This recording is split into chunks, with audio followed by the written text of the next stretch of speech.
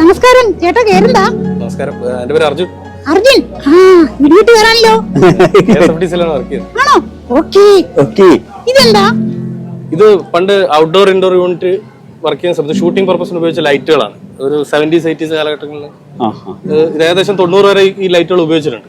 ശരിക്കും ഇപ്പൊ ഇതിനേക്കാൾ അഡ്വാൻസ് ലൈറ്റുകൾ വന്നപ്പോ ഇത് ഔട്ടായല്ലേ? ഇത് ഒരുപാട് ഹീറ്റ് ആവും. ഇപ്പൊ ഇത് ഈ ലൈറ്റ് ഓണാക്കി വെക്കുമ്പോഴത്തേക്ക് ചുറ്റുപാട് ഭയങ്കര ചൂടായിരിക്കും. ഇപ്പൊ കൂൾ ലൈറ്റുകൾ വന്നപ്പോഴത്തേക്ക് ഈ ലൈറ്റിന് പ്രസക്തി ഇല്ലാതെ ഇത് ഉപയോഗിക്കാത്തതാണ്. ഇതിന് ഉപയോഗിച്ചിരുന്ന ബൾബാണത്. ഇത്രയും വലിയ ബൾബോ? ഇത് 1000 വാട്ടിന്റെ ബൾബാണ്. 10,000 വാട്ടിന്റെ ബൾബ് വെറുതെ അല്ല. പല സിനിമക്കാരൊക്കെ ഞങ്ങൾ നല്ലോണം ലൈറ്റ് അടിച്ച് അഭിനയിച്ചിട്ടില്ല, കഷ്ടപ്പെട്ട് ലൈറ്റ് അടിച്ച് കഷ്ടപ്പെട്ടിട്ടുണ്ടെന്ന് പറഞ്ഞു അല്ലേ? ഇത് പ്ലേബാക്ക് മെഷീൻ ആണ്. അതായത് ഓഡിയോ പ്ലേബാക്കിന് വേണ്ടിട്ട് മാത്രം ഉപയോഗിക്കുന്നത്. ഷൂട്ടിംഗ് സെറ്റുകളിലോ അല്ലെങ്കിൽ എഡിറ്റിംഗ് ടേബിളിലോ ഒക്കെ റീ വെച്ചിട്ട് വീണ്ടും കാണിക്കാൻ നേരത്തെ റെക്കോർഡർ പോലെ നമുക്ക് സൗണ്ട് കേൾക്കാൻ വേണ്ടിട്ട് മാത്രമുള്ള മെഷീനാണ്. ചില പാട്ട് സീനൊക്കെ എടുക്കുമ്പോൾ ഒന്ന് റീ വെച്ചിട്ട് വീണ്ടും പ്ലേ ചെയ്യും. ഇത് മൂവിയോള എന്ന് പറയും. ഇത് എഡിറ്റിംഗ് മെഷീനാണ് ശരിക്കും. എന്നുവെച്ചാൽ പണ്ട് കാലത്ത് ഈ ഫിലിമിലുള്ള എഡിറ്റേഴ്സ് ഉപയോഗിച്ച് ഫിലിം വെച്ച് എഡിറ്റ് ചെയ്യുന്ന എഡിറ്റേഴ്സ് ഉപയോഗിച്ചിട്ടുള്ള മെഷീനാണ്. അതായത് ഈ റീൽ ഉണ്ടല്ലോ, ഇവിടെ നമ്മൾ ഫിലിംസ് ലോഡ് ചെയ്യും, എന്നിട്ട് മെഷീൻ ഓൺ ആക്കുമ്പോഴത്തേക്ക് ഈ മെഷീൻ ഈ വഴി ഈ ഫിലിംസ് ഈ വഴി റോളായിട്ട് ഇങ്ങനെ കറങ്ങി വരും. അപ്പോൾ ഇതിൽ കൂടെ നോക്കി കഴിഞ്ഞിട്ടുണ്ടെങ്കിൽ ഇതിലൂടെ അകത്തേക്ക് നോക്കി കഴിയുമ്പോൾ കാണാൻ പറ്റും ഫിലിം. അകത്തൊരു ലെൻസ് ഉണ്ട്, ഒരു ബൾബും ഉണ്ട്. അപ്പോൾ എഡിറ്റിംഗ് എവിടെയാണ് കട്ട് പോയിന്റ് വേണ്ടത് അവിടെ ഈ ആക്സലേഷൻ ഇങ്ങനെ ചവിട്ടുമ്പോൾ ഈ മെഷീൻ സ്റ്റോപ്പ് ആവും. അപ്പോൾ എന്നിട്ട് ഇവിടെ വരുമ്പോഴത്തേക്ക് ആ പോയിന്റ് കറക്റ്റ് മാർക്ക് ചെയ്ത് വിടും. എവിടെയൊക്കെ കട്ട് ചെയ്യണം. ഓ, അത് ശരി.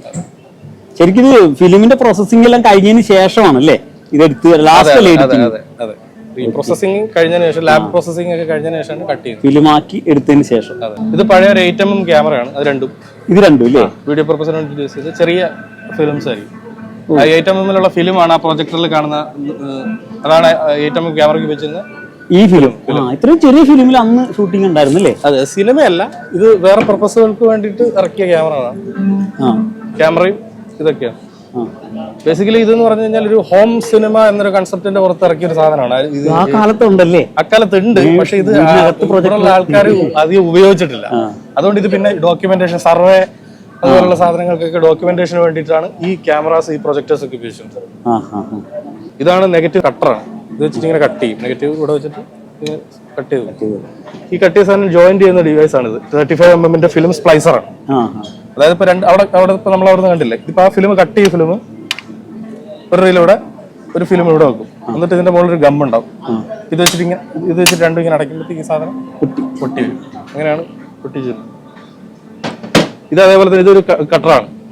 എന്നുവെച്ചാൽ ഓഡിയോയും വീഡിയോയും തമ്മിൽ സിങ്ക് ചെയ്ത് കട്ട് ചെയ്യാൻ വേണ്ടി ഉപയോഗിച്ചുകൊണ്ട് ഓഡിയോ നെഗറ്റീവ് ഉണ്ടാവും, വീഡിയോ നെഗറ്റീവ് ഉണ്ട്. അതെല്ലാം മാനുവലായിട്ട് ചെയ്യണം. അതെ, ഓഡിയോക്കും വീഡിയോക്കും സെപ്പറേറ്റ് നെഗറ്റീവ് ഉണ്ട്. ആ നെഗറ്റീവ് സിങ്ക് ചെയ്യാൻ വേണ്ടി ഉപയോഗിച്ചുകൊണ്ട്, സിങ്ക് ചെയ്ത് കട്ട് ചെയ്യാൻ വേണ്ടി ഉപയോഗിച്ചു സ്പ്ലൈസ്. ഇത് പ്രൊജക്ടേഴ്സ് ആണ്. ഇത് പ്രൊജക്ടറിന്റെ അനുബന്ധ ഡിവൈസ്. ഇത് സെൻസിറ്റോമീറ്റർ, ഡെൻസിറ്റോമീറ്റർ എന്ന് പറയുന്ന സാധനമാണ്. അത് ഫിലിമിന്റെ ഡെൻസിറ്റിയും സെൻസിറ്റിവിറ്റിയും ചെക്ക് ചെയ്യാൻ വേണ്ടിയിട്ട്. അതായത് കളർ, ലൈറ്റ്, ഇത് എമൗണ്ട് ഓഫ് ഡാർക്ക്നെസ് ചെക്ക് ചെയ്യാൻ വേണ്ടിയിട്ടുള്ള ഒരു ഉപകരണം.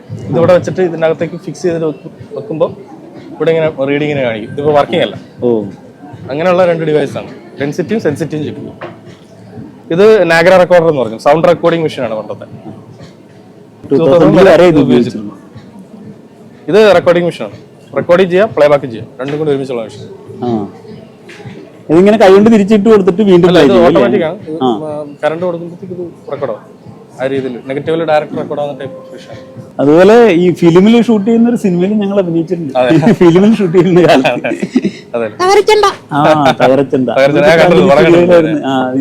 അവരുടെ പാക്കേജിലായിരുന്നു. അന്ന് ഫിലിം ക്യാമറയിലാണ്. ഇത് സ്റ്റിൽ ക്യാമറാസ് ആണ്. ഡെക്കോ ക്യാമറാസ് പറയും, പഴയ വിന്റേജ് ഫിലിം ക്യാമറാസ്. മുകളിലൂടെ നോക്കുന്നത് അല്ലേ? ഇത് ബോളിഫ്ലെക്സിന്റെ ക്യാമറ. ഇതിലെ കൂടി ഇട്ട് കൊടുത്തിട്ട് അടിക്കും. ഒരു ഒറ്റ ഫ്രെയിം ഒറ്റൊന്ന് അടിക്കും. ഒരെണ്ണം അടിച്ചു കഴിഞ്ഞിട്ട് പഴയ ക്യാമറാസ്. ഇത് അതേപോലെ തന്നെ ഇത് മൂവി ക്യാമറ. ബോലിൻ ഇത് മൂവി ക്യാമറ, പഴയ ക്യാമറകളാണ്. ഇതൊന്നും വർക്കിംഗ് അല്ല. ഇത് അതിനനുബന്ധിച്ച് ഉപയോഗിച്ചുകൊണ്ടിരുന്ന ലെൻസുകളാണ്. ലെൻസുകൾ, പലതരം ലെൻസുകൾ. ഇത് കണ്ടോ, ഇതിലിങ്ങനെ നോക്കിയാല് ഇതില് ചിത്രങ്ങൾ കാണാം. ഇന്നത്തെ കഥാപാത്രങ്ങൾ, ആ സിനിമയിലുള്ള കഥാപാത്രങ്ങൾ നിൽക്കുന്നതൊക്കെ കാണാം. പല ആംഗിളിലാണെന്ന് നോക്കാം. ഫിലിം എന്ന് പറഞ്ഞാൽ ഫിലിമിൽ തന്നെയാണ് ഇതിൽ ഓഡിയോ റെക്കോർഡ് ചെയ്യുന്നത്. എന്നിട്ട് ഈ 2 ഫിലിം ചേർത്ത് ഒരെണ്ണത്തിലേക്ക് എഡിറ്റ് ചെയ്ത് ചേർക്കും. അതിന്റെ സിസ്റ്റമാണ് ഇപ്പൊ അവിടെ കണ്ടത്.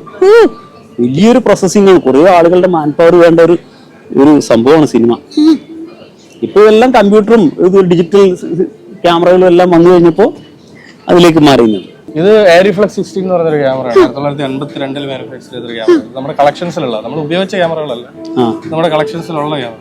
ശരിക്കും പുരാവസ്തു അല്ലേ? അതെ അതെ. ഇത് ക്യാമറ അല്ല, ഇത് പഴയ ക്യാമറ എന്ന് പറയുമ്പോൾ റോള് ചെയ്യുമ്പോഴത്തേക്ക് ഭയങ്കര സൗണ്ട് ആയിരിക്കും. അപ്പൊ ഈ സൗണ്ട് കട്ട് ചെയ്യാനുള്ള ഒരു ഉപകരണം ഇതിന്റെ അകത്തേക്ക് ക്യാമറ വെക്കും. എന്നിട്ട് ഇത് പ്ലേ ചെയ്യുമ്പോഴത്തേക്ക് പുറത്തേക്ക് അങ്ങനെ സൗണ്ട് അടിക്കും. സിങ്ക് റെക്കോർഡിംഗ്, മാഗ്ന റെക്കോർഡിംഗ് ഒക്കെ യൂസ് ചെയ്യുന്ന സമയത്ത് ഈ ക്യാമറയുടെ സൗണ്ട് പതിയായിരിക്കാൻ വേണ്ടിട്ട് ഉപയോഗിക്കുന്നത്. അതുകൊണ്ടാണെന്ന് തോന്നുന്നു ആ കാലത്ത് ഒരുമിച്ച് തന്നെ റെക്കോർഡ് ചെയ്യാറുണ്ട് വോയിസ്, അല്ലേ? കാരണം ഈ സൗണ്ട് കൂടി വരുമല്ലോ. അതെ അതെ.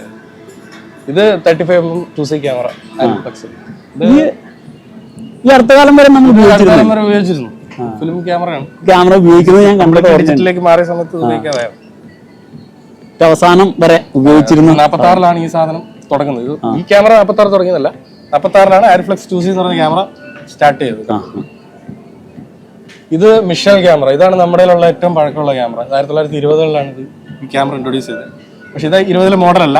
ഇത് മറ്റേ ഓട്ടോമാറ്റിക് ക്യാമറ ആക്കിയിട്ട് പിന്നെ വെച്ചാൽ. ഈ ക്യാമറയുടെ പ്രത്യേകത എന്ന് പറഞ്ഞാൽ ഡബിൾ റോൾ ഷൂട്ട് ചെയ്യാം ഈ ക്യാമറയിൽ. 2 പേരുടെ സംഭവം എന്ന് വെച്ചാൽ ഇത് ഓട്ടോമാറ്റിക്കലി അതിനകത്ത് ഈ ക്യാമറയിൽ അതിനുള്ള ഫെസിലിറ്റി ഉണ്ട്. ഒരു സൈഡ് മറച്ചു വെച്ചിട്ട് റെക്കോർഡ് വീണ്ടും ഇതിനകത്ത് റിവേഴ്സ് അടിക്കാൻ പറ്റും ഈ ക്യാമറയിൽ. അതുകൊണ്ടാണ് ഇതിൽ ഡബിൾ സൈഡ് ഷൂട്ട് ചെയ്യാൻ പറ്റുന്നത്, ഡബിൾ റോൾ ഷൂട്ട് ചെയ്യാൻ പറ്റും. അതുപോലെ തന്നെ ഫേഡ് ഇൻ ഫേഡ് ഔട്ട് എന്ന് പറഞ്ഞ ടെക്നോളജി ഈ ക്യാമറയിൽ ഓൾറെഡി ഉണ്ട്. എഡിറ്റർ അത് ചെയ്യണ്ട. അങ്ങനെ ഒരുപാട് പ്രത്യേകതയുള്ള ക്യാമറയാണ്. ഈ ക്യാമറകളിലാണ്, ഈ മോഡൽ ക്യാമറയിലാണ് ചെമ്മീൻ എന്ന് പറഞ്ഞ സിനിമ ഷൂട്ട് ചെയ്തേക്കുന്നത്. മലയാളത്തിലെ ആദ്യത്തെ കളർ സിനിമ. അത് കണ്ടം വെച്ച കോട്ട എന്ന് പറഞ്ഞ സിനിമ. കണ്ടം വെച്ച കോട്ടാണോ? ആ കോട്ട എവിടെയെങ്കിലും കിട്ടും? ഇവിടെ അതിന്റെ ഡീറ്റെയിൽസ് ഉണ്ട്. കണ്ടം വെച്ച കോട്ട. കണ്ടം വെച്ച കോട്ട്.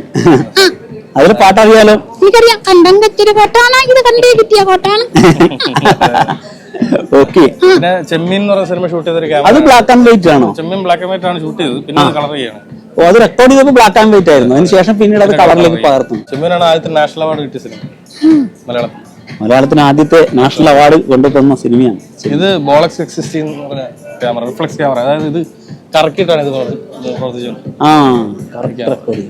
ഇതിന്റെ സെമി ഓട്ടോമാറ്റിക് വെർഷൻ ഉണ്ട്. അതായത് 2 ഉള്ളത്, ബാറ്ററി ഉള്ളത്, കറക്കുന്നുള്ളൂ. 1935 അല്ലേ? ഇത് സ്റ്റാർട്ട് ചെയ്ത വർഷമാണ്. ക്യാമറ ഈ ക്യാമറ ഏത് വർഷമാണോ മാനുഫാക്ചർ ചെയ്തെന്ന് അറിയില്ല. ഈ ബോളക്സ് X16 എന്ന് പറഞ്ഞ കാറ്റഗറി ഉള്ള ക്യാമറ 1935 സ്റ്റാർട്ട് ചെയ്തു. കറക്കിയിട്ടാണ് ഉപയോഗിച്ചത്. സൈഡിട്ട് കറക്കും. ഇതും വേറൊരു 2C ക്യാമറയാണ്. അവിടെ കണ്ട എയറിഫ്ലക്സ് 2C ഇല്ലേ, അതിന്റെ സെയിം മോഡലാണ്. പക്ഷെ ഇത് ഇപ്പോഴും വർക്കിംഗ് ആണ്. ഇതുകൊണ്ട് ഇപ്പോഴും ഒരു സിനിമ പിടിക്കാം, വേണേ ചെയ്യാം. ഫിലിമിലേക്ക് പകർത്തി കഴിഞ്ഞാൽ പിന്നെ അത് ഹിസ്റ്ററി ആയി കഴിഞ്ഞു. അതെ അതെ, അത് പ്രിസർവ്ഡ് ആണ്. പിന്നെ ഈ നെഗറ്റീവ് നമ്മൾ പ്രിസർവ് ചെയ്ത് വെച്ചിട്ടുണ്ടെങ്കിൽ എപ്പോൾ ഏത് കാലഘട്ടത്തിൽ വേണമെങ്കിലും ഇത് പോസിറ്റീവായിട്ട് നമുക്ക് ചെയ്തെടുക്കാനും പറ്റും. പിന്നെ ഇത് എത്ര വേണമെങ്കിലും എൻലാർജും ചെയ്യാം. നമുക്ക് 4K വരെയൊക്കെ ഒരു ഫിലിമിൽ എൻലാർജ് ചെയ്യാൻ പറ്റും. പഴയ കാലത്ത് ഒരു സിനിമ വേണമെങ്കിൽ ഇപ്പോൾ 4K ആയിട്ട് നമുക്ക് കാണാം. അതുപോലെ ഇപ്പൊ ചെയ്യുന്നുണ്ട് പല സിനിമകളും. ഇപ്പൊ റീമാസ്റ്റർ ചെയ്ത് വരുന്നതെന്ന് പറഞ്ഞാൽ അതുകൊണ്ടായി പ്രിന്റ് പ്രിസർവ് ചെയ്ത് വെച്ചുകൊണ്ടാണ് നമുക്ക് അങ്ങനെ ചെയ്യാൻ പറ്റും. ശരിക്കും പറഞ്ഞാൽ ഈ ഫിലിം ഒരു വലിയ സംഭവം അല്ലേ? അതെ, തീർച്ചയായിട്ടും. ഫിലിമിലേക്ക് ചരിത്രമായി. ഡിജിറ്റൽ എന്ന് പറയുന്ന സാധനം ഓരോ പ്രാവശ്യം എഡിറ്റിംഗ് മെഷീൻ കയറുമ്പോഴും ഇതിന്റെ ക്വാളിറ്റി ലോസ് ആവുകയാണ്. ഓരോ ക്വാളിറ്റി വെച്ച് ഇങ്ങനെ കുറഞ്ഞോണ്ടിരിക്കും. റീ എഡിറ്റ് ചെയ്യുമ്പോൾ കുറഞ്ഞോണ്ടിരിക്കും. ഫിലിം ഒരിക്കലും അങ്ങനെ പറ്റില്ല. കൂടുന്നല്ല, ഏതാണ് ക്വാളിറ്റി അത് അങ്ങനെ തന്നെ കാണുന്ന ക്വാളിറ്റി തന്നെ മെയിൻറ്റെയിൻ ആണ്. ഇപ്പോൾ പല സിനിമകൾ ഇപ്പോൾ ഫിലിം ഫെസ്റ്റിവലിൽ നമ്മൾ കാണിച്ച നമ്മുടെ ഒരു ഫിലിം ഫെസ്റ്റിവൽ നടന്നുകൊണ്ടിരിക്കുന്നുണ്ട്. ഇന്നും കൂടി ഉണ്ട് ഉച്ചവരെ. അപ്പോൾ ഈ ഫിലിം ഫെസ്റ്റിവലിൽ പല സിനിമകളും നമ്മൾ ഇതുപോലെ റീമാസ്റ്റർ ചെയ്ത് കാണിച്ചിട്ടുണ്ട്. അക്കാഡമിയാണ് റീമാസ്റ്റർ ചെയ്യുന്നത്. റീമാസ്റ്റർ എന്ന് പറഞ്ഞാൽ പഴയ സിനിമകളൊക്കെ നമുക്ക് 4K കാണാം. ഇപ്പോൾ സൈന മൂവീസിന്റെ യൂട്യൂബ് ചാനലൊക്കെ ഒരുപാട് സിനിമകളൊക്കെ അവൈലബിൾ ആണ്. പ്രിസർവ് ചെയ്തുകൊണ്ട് നമുക്ക് ചെയ്യാൻ പറ്റും. ഇപ്പോ സിനിമയെ കുറിച്ച് ഞങ്ങൾക്കറിയാത്ത ഒരുപാട് കാര്യങ്ങൾ പറഞ്ഞു തന്നു. കൂടുതൽ അറിയണം അല്ലേ? അതിനുവേണ്ടി എന്ത് ചെയ്യണം? ഞാൻ അങ്ങോട്ട് വന്ന് കാണുന്നുണ്ട്. ഞങ്ങൾ വരുന്നുണ്ട്. പ്രോസസ് ചെയ്യുന്ന സ്ഥലത്തേക്കെല്ലാം ഞങ്ങൾ വരുന്നുണ്ട്. ഇത്രയും കാര്യങ്ങൾ പറഞ്ഞു തന്നതിന് വളരെ വളരെ സന്തോഷം. ഇത് ഞങ്ങളുടെ വ്യൂവേഴ്സിനും ഒരുപാട് പുതിയ അനുഭവങ്ങളാണ്. അപ്പോൾ തന്നെ ഈ ഫിലിമിൽ പകർത്തി കഴിഞ്ഞാൽ അത് ഏക്കാലത്തേക്ക് നിൽക്കുമെന്നും അത് എത്രമാത്രം എല്ലാവരും ചെയ്യാൻ പറ്റുമെന്നും അറിയാവുന്നത് ഞങ്ങൾക്ക് ഇപ്പോഴും മനസ്സിൽ വലിയൊരു അനുഭവമാണത്. ആദ്യത്തെ അറിവാണത്. അപ്പോൾ ഇത്രയും കാര്യങ്ങൾ പറഞ്ഞു തന്നതിന് വളരെ നന്ദി. വീണ്ടും കാണാം. ഓക്കെ.